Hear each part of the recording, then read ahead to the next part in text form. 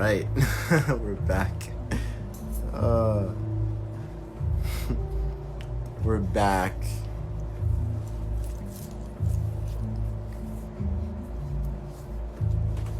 There she is.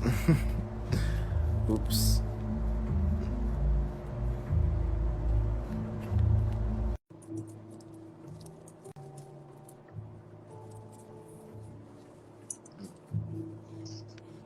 Hello there. Sorry about that. Hey, Battery got too hot there. oops. Okay, are you good now? Yeah, I'm good. Great. So where were we? Well, the main topic is emotional attachment. We were just talking about that, and someone had a question, and we answered that a little bit. Right. So if anybody else has questions on emotional attachment, please go ahead and ask now. Because Yeah, we more. already had like 40-minute conversation and then we got disconnected. We did. And People if are you have the joining in. question and you don't want it to, I assume if you don't want it to show on this, to everybody, you can type it in the comments. I think. How Yeah, did, they can. They should be able to. no, I don't know what happened. How did the other question pop up differently? That was interesting. I don't know how that worked. So they would literally go into like the question thing there. That's like a question mark thing, Oh, and they type in the oh, into the questions there. question mark thing. Okay, Yeah, cool. So that will be a more private way to post the question, I think. yeah. You could do that. Yeah, for sure. Awesome. Okay, so we were talking about relationships and how we tend to hold on emotionally to things that have already we should have moved on from. And a lot of time that's based on what we imagine as our reality of an experience instead of what the actual reality was, and Exactly. how two people in a relationship have their own reality and their own experience of what that relationship was. And often we don't communicate and discuss those issues or those whatever's coming up in that relationship, and then we assume that everything's perfect, or one side assumes everything's perfect and the other is having issues but doesn't communicate, right? So we Exactly. sit in a situation where suddenly there's a breakup or things don't work out, and we cannot understand it because we were living in our own little bubble. And also we were talking about taking responsibility for your actions, taking taking responsibility for yourself and not putting blame on others for things that go wrong. Instead, look to yourself and see how you can better yourself and how you can change internally to be able to enhance your relationship in your own way, despite Yeah. what the other person is doing. And if you still have an issue, to communicate that with them. Yeah. No one is controlling your breathing. You are, right? So when you acknowledge that, you're acknowledging that you're controlling the stories that you tell yourself, or the emotional Yes. feeling that you're feeling in that moment as well. And we have to acknowledge that we ourselves put ourselves in these relationships, and it's a good reminder. It may fly over people's head, that simple little thing to remind yourself you put yourself there, and you can easily get yourself out, or not even just get yourself out, but improve the quality of the relationship by improving the quality of yourself, because you're a I think co-creator in that relationship. right, and not placing your happiness outside of yourself, and understanding that the happiness is your choice. If you're placing it in the hands of the other person, you're giving them a way heavier burden than they have to bear, because you're placing your entire happiness in their hands. That's just unfair because you're in control over your happiness. It's based on what you're internally experiencing and how you see things, not based on how they behave or how they are and what they're doing for you.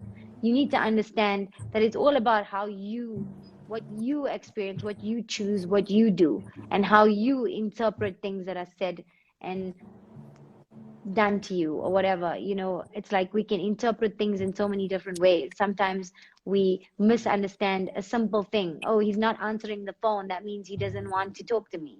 Maybe he's just busy right now and he can genuinely not answer the phone.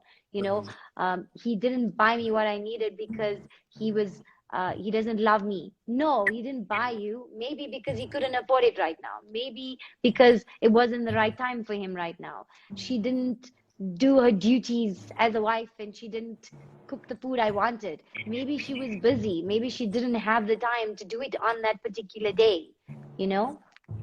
Exactly. Someone asked, whilst we each certainly have our own reality, it isn't easy to get people to understand, not accept your view. Hmm. Okay, that's so true. So, based on that, you see, what we were saying is that yes, you each have your own reality of what's happening. The problem comes in is that there's no communication in advance when you have an issue. So the person who's I want to say the one who ends up stepping out of the relationship or not, um, you know, often the partner doesn't even know there was a problem because the other person never communicated their issues to begin with. Exactly. So when there's no communication, it already is a cause for issues, because no one will know there's a problem until you tell them. No one will know what they're not doing correctly until you tell them. You were not here in the beginning of our conversation, I mean earlier when we started the conversation, but we spoke about how not only is telling people their flaws or their faults important, but it's just as important to tell them what they're doing right, so Right. that there's Hmm. balance in that. And then you're not just speaking from one end and always being, complaining and condemning. You're also giving them something that's beneficial to them. And when you're saying to them and they feel good about themselves, you're giving them a kind word, you're telling them, thank you for doing this for me. And of course, in every relationship, it takes two to tango, but communication from earlier stages is key. And once the relationship is already in a I want to say, in a, what do you call it, in a negative space, or in at the point of, like, I want to say no return, as sometimes we can call it, it's harder than, because they've already made up their mind. So at times like that, it's important for you both to go for therapy, but to go to separate people, so that you can grow as an individual, and see how you can be better as a person, not just by looking at that person and trying to change them, if that makes sense. Yeah, that makes perfect sense. And like I was saying earlier, that what you do frequently literally becomes your frequency. So if if you yourself is growing at a certain pace, it's gonna spill over to your partner. We were just talking about certain habits, how we're mirroring our partners because we have so many mirror receptors in our bodies and our perception of mind, and we literally take on little personalities of our partners uh, to and emulate that. So Exactly. when you yourself is growing, and I mean growing in the sense of you have less friction that you're beaming out of yourself, that is a growing being. That's someone that has unlimited potential in all aspects of life, no matter how you look at it. When you don't create friction, you may see friction, but you engage with it in a more harmonious way, to the point where, hey, friction, handshake, let's move on, you know in that sense, Right. rather than blowing it out of proportion, like many people do in certain relationships and stuff. So So true, and the energy with which you attract, the energy with which you approach things. So if your energy is already in a space where it's calm, and it's almost like you have to give off that feeling of love, understanding.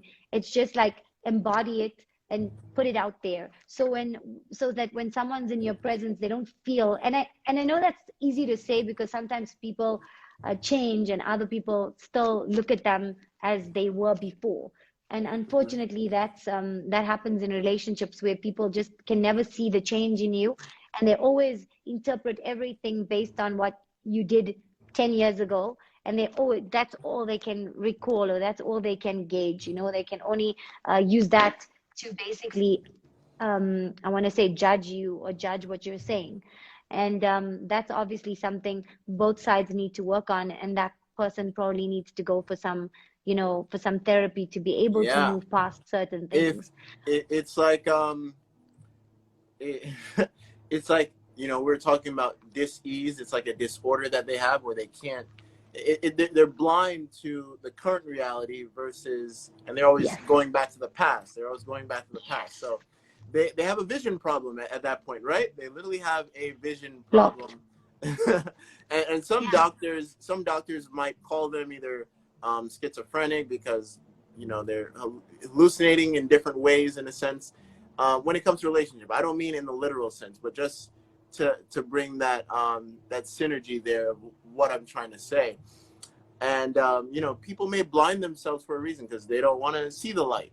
They can't handle the light in that sense. And they may bring a cognitive dissonance in that aspect as well. So those are signs in itself that that person really need to see someone like you, someone like me, or someone that will literally help them understand that you are not your past. You are moving in a growing manner, no matter how you look at it. You're not True. your past. You are literally what you are in this exact moment, and what you choose to do in this exact moment determines where you want to go, and what and how you're going to interact with your environment, with your spouse, with everyone around you, with any type of relationship.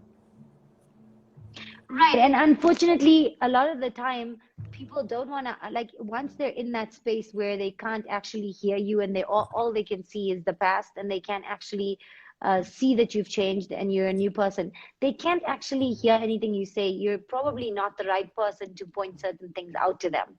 So it's important to get maybe someone else to do that so they can see it from a different light, as opposed to you being the one to point certain things out to them. I mean, that would make a big difference in them understanding your point of view. It's often that they need to hear that point of view from someone on the outside, so they Exactly. don't think that you're,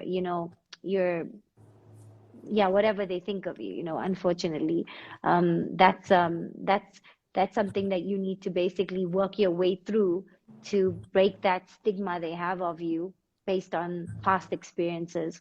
And unfortunately, with a lot of people, they take it too far. They take those relationships too far, and they step out, and they don't even give it a chance. Instead of telling you what's the issues, Mm. they step further out. And and unfortunately, there's always deal with those situations, and that can deal with that.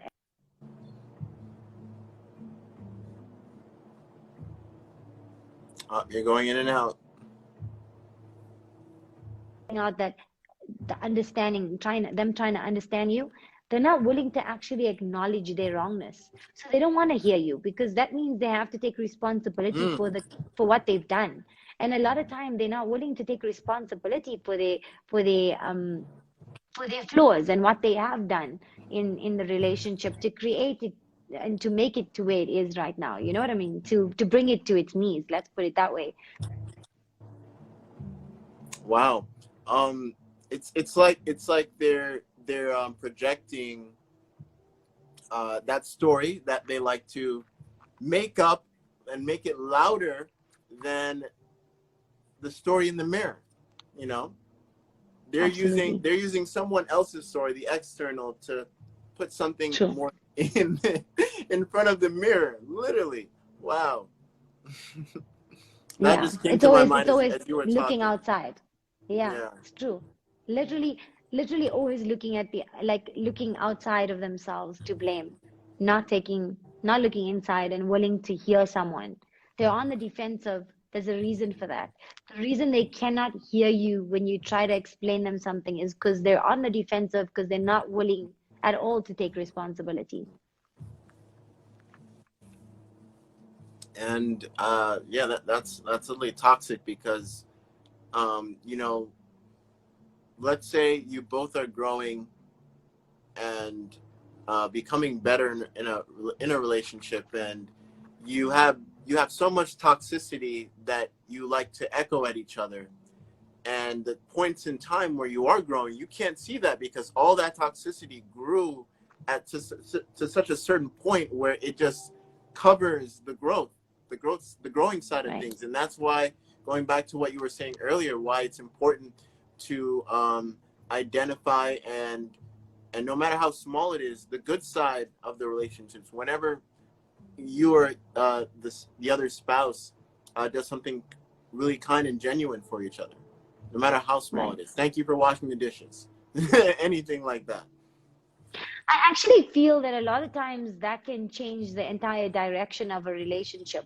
So if you just like if you're sitting in a current situation where your relationship isn't functioning optimally or isn't working right now, and you want it to work and you want to kind of flip the cycle or flip the switch, um, try showing gratitude for things. Just try saying, "Oh, you did this. Thank you so much for helping me." Just try switching it up and only acknowledging the good, only acknowledging what you're grateful for, not ever pointing out what you're just to get things rolling, to kind of rewire everything and kind of um, almost shift that energy of that space. Try using gratitude only for a time, not like you didn't do this. Oh, you were supposed to do this and you didn't do that. Maybe say something like, oh, did you manage to take care of this? Because, like, give them the benefit of the doubt that they didn't do it and maybe they were too busy. So, like, try, changing things up and see how that works for you by instead of accusing, by rather, doing it in a way where you're making an excuse for them in the process, if that makes sense. So while you're saying it, make an excuse for them. So, Exactly. did you manage to do this? Or did you have time? So you're already putting an excuse for them in the whole thing. So they can say, oh, no, I didn't have time, but I'll do it right now. Because you already gave them an excuse. But if you go like, did you do this? Then they'll go like, I didn't have time. Like it's already the entire energy of the conversation is different now because it feels like I'm busy and now you're asking me all these things. But if you say it in a way where it kind of like, shifts the perspective that you're not demanding or you're kind of like acknowledging that they're busy, but you're hoping they could have taken care of it. So it changes the energy of it. Yeah, I think when you bring assumptions onto people, it's like you bring another a dense energy in itself. That assumption energy, whatever it is, Yes, you wanna have the benefit of the doubt, like you were saying, until they're proven guilty. yes, Until exactly. they're proven guilty, leave them alone and give True. them the benefit of the doubt. And yeah, that it brings you under a nice umbrella. And when you go about it in that manner, when you ask the right questions and you talk in a specific manner where there's no shaming, there's no guilt, there's no assumption energy within the dialogue.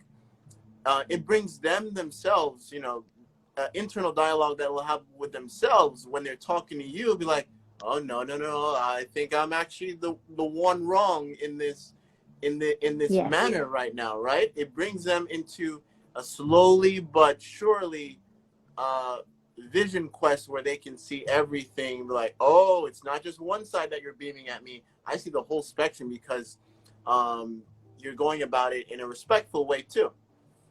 Right. Exactly. Exactly. The whole energy changes. And obviously, again, like you said earlier, your energy speaks before you even, say anything.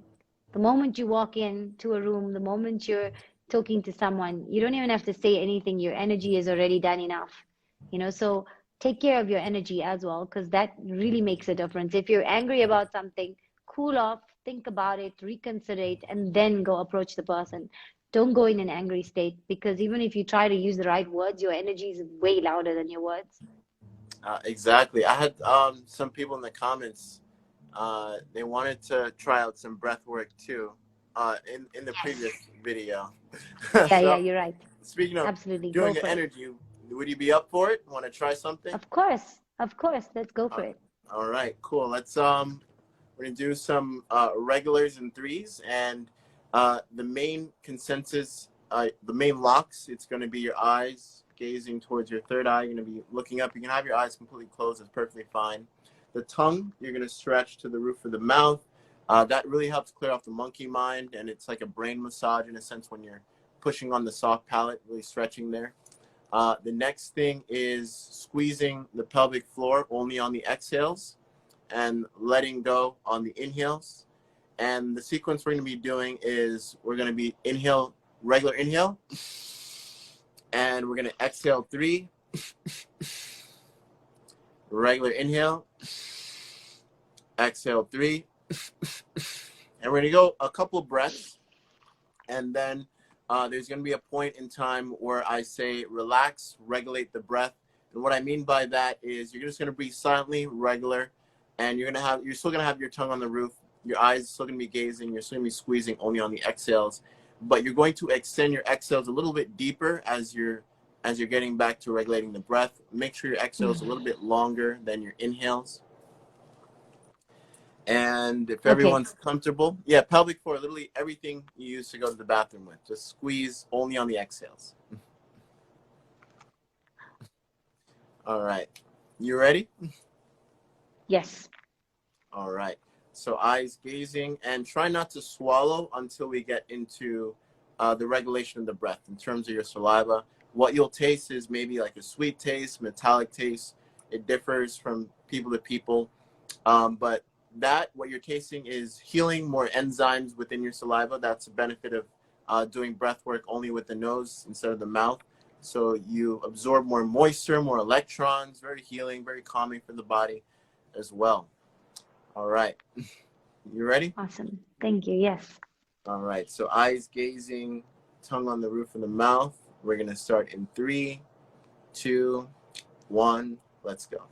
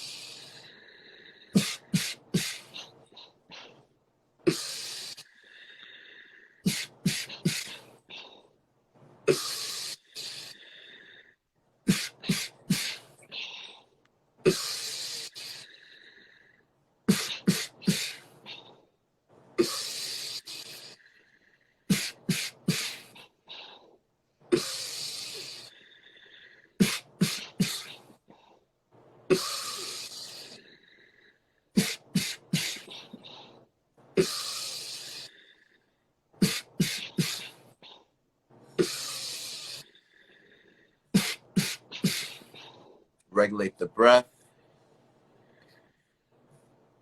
Breathe where you can't hear the breath, only with the nose. Swallow, swallow, swallow. Really extend your exhales. Relax.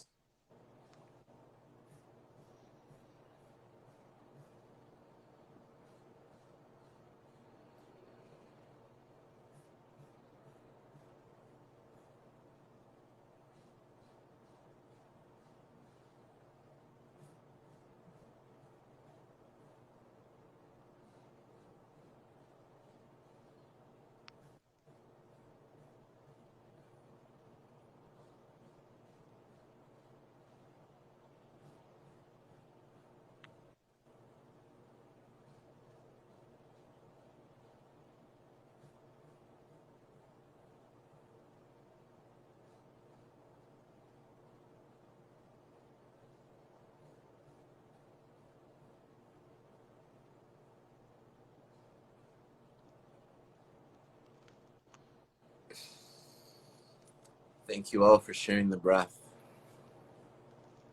Mm, Thank you. That was amazing. mm. Yeah, how's everyone feeling?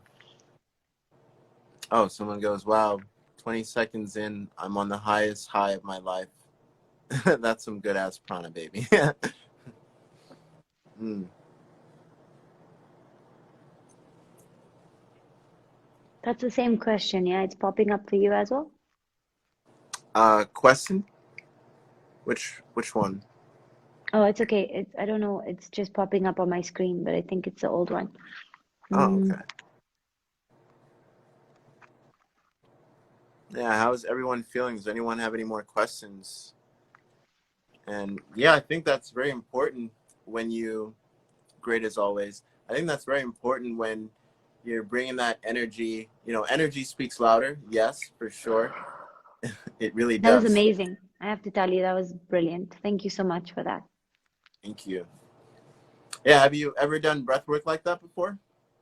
Not like that, no. Oh, wow. Okay.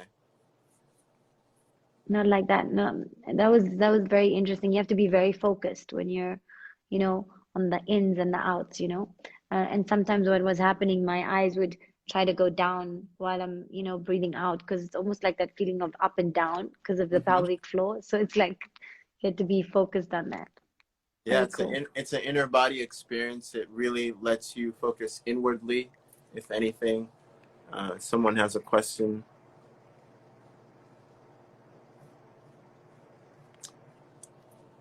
No one can do anything, but everyone can do something. Hmm, True. very true.